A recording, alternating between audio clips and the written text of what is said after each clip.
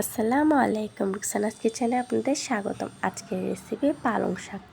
আমরা প্রথমে পেঁয়াজ, রসুন, কাঁচামরিচ, তেজপাতা কেটে নিব এবং গ্রেট করে নিব। পালং শাকগুলো কেটে নিব।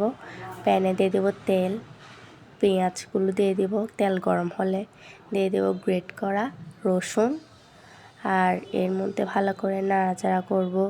নাড়াচাড়া করার পর এগুলো যখন একটু হালকা লাল হয়ে আসবে, আমরা যা যা কেটে রাখছি সব দিয়ে দেব।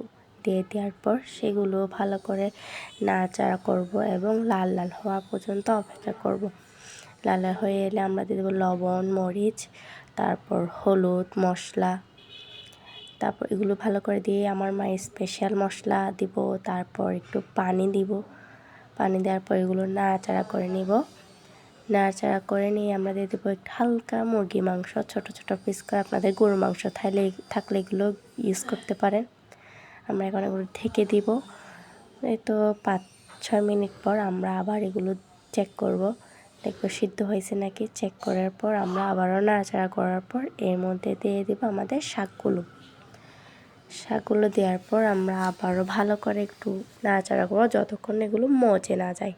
আর এর মধ্যে দিয়ে দেবো পরিমাণ মতো পানি। যেহেতু এটা ঝোল শাক, সেহেতু পানির পরিমাণ একটু বেশি দিতে হবে। এবং আবার 5-6 মিনিট পর আমাদের শাক রেডি।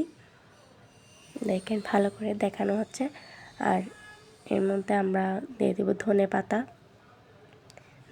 দেওয়ার পর আমাদের শাক রেডি।